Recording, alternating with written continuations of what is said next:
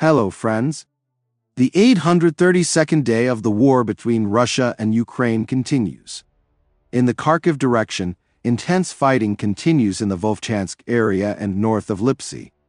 Ukrainian armed forces in Vovchansk are carrying out numerous counterattacks in an effort to retake parts of the city. Heavy fighting is currently taking place along Soborna Street in the center of Vovchansk, with Ukrainian forces counterattacking to seize control of positions along this street. At the same time, Russian troops have somewhat reduced the intensity of their offensive in the north of the Kharkiv region and are storming Ukrainian positions with small groups of troops, no more than a few motorized rifle units. Clashes continue in the Starytsya area. It seems that the opponents are actively preparing for the second stage of the offensive, and the Russian command is beginning to send the main combat units of the 72nd Motorized Rifle Division and the 41st Motorized Rifle Regiment to the Kharkiv direction. Meanwhile, the Ukrainian military claims heavy losses as a result of the assault on the Kupiansk section of the Kharkiv direction, accusing the command of rash assault actions, incorrect planning and reporting of operational information, underestimating the enemy's forces and means. Soldier Oleg Tkachenko says on social networks that a company of military personnel was ordered to storm the village of Ivanivka.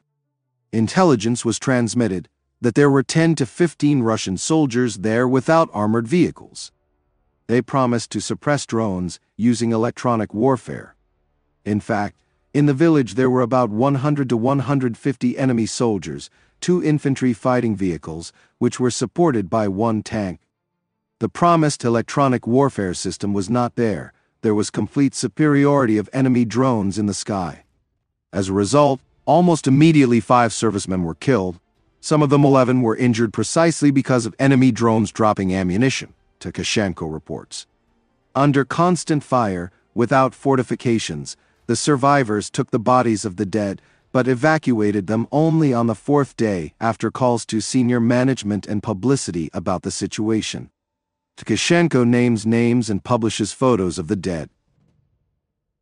In the Avdiivka sector, Russian troops advanced west of Netailove towards the village of Karlivka, and they established partial control over the Karlivka reservoir. Russian telegram channels have been writing for several days that their troops are already in the eastern part of Karlivka. There is a direct route through this village that leads to Pokrovsk. To the south, in the Novomykhailivka area, enemy motorized rifle units, supported by tanks and armored vehicles, took positions in the western part in Paraskoviivka during the assault. Previously, based on footage from drones of the Ukrainian Armed Forces, the advance of enemy forces is recorded in an area up to 400 meters wide and to a depth of up to 480 meters. On the Zaporizhzhia front east of Robotyne, drone pilots of the Ukrainian Armed Forces attacked the position of Russian troops in a forest plantation with an FPV drone, which is why a gray zone was added. Exactly a year ago, on June 4, 2023, the offensive of the Ukrainian Armed Forces in the Zaporizhzhia direction began. In Russia, they knew about the offensive in advance. The very direction of the main attack on the southern front was no secret since the end of 2022. It was openly discussed both in Ukraine and in the West. And all this time the Russians were intensively preparing fortifications there.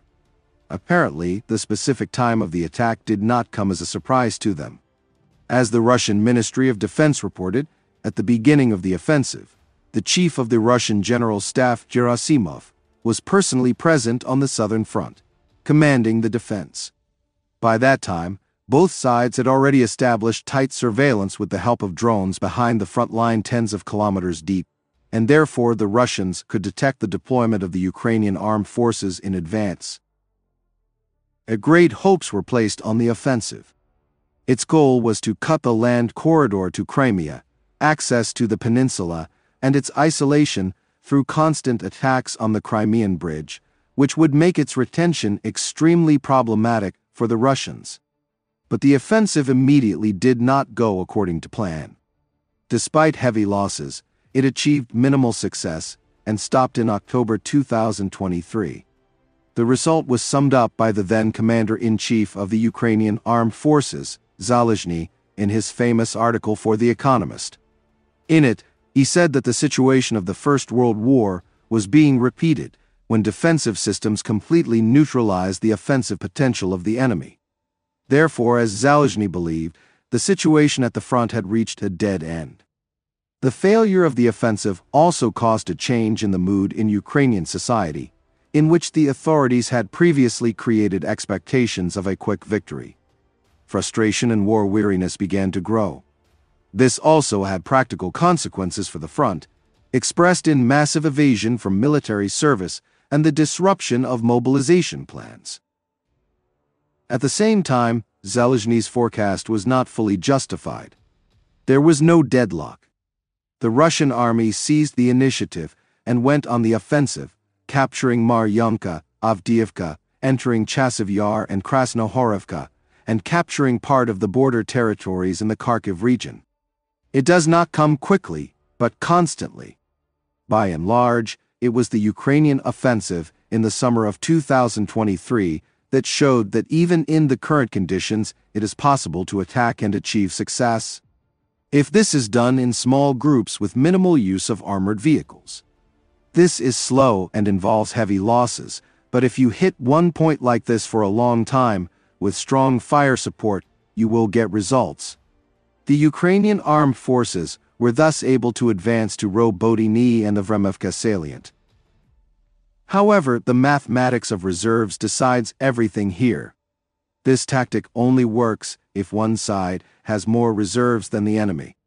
And the mathematics was not in Ukraine's favor. Russia had more reserves.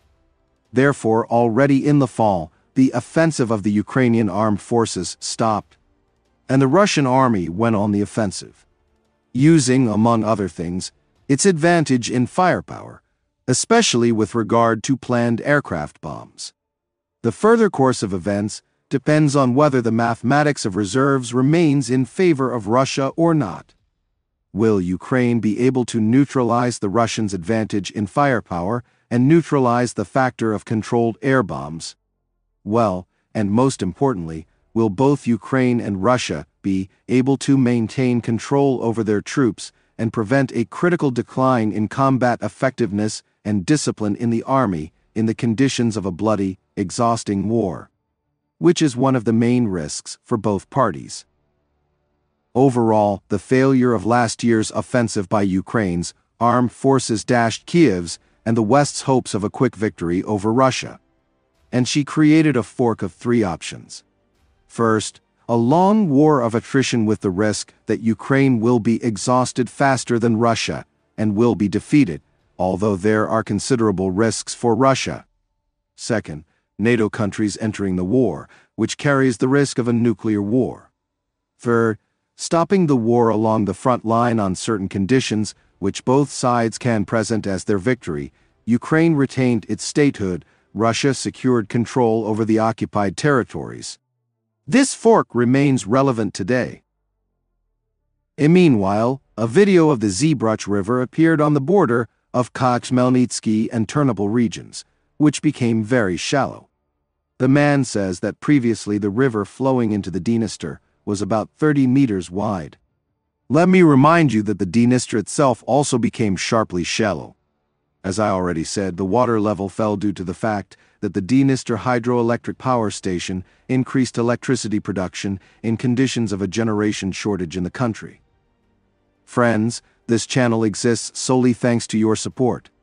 If you have the opportunity and desire to support the channel, I will be very grateful to you. Thank you very much and see you in the next video.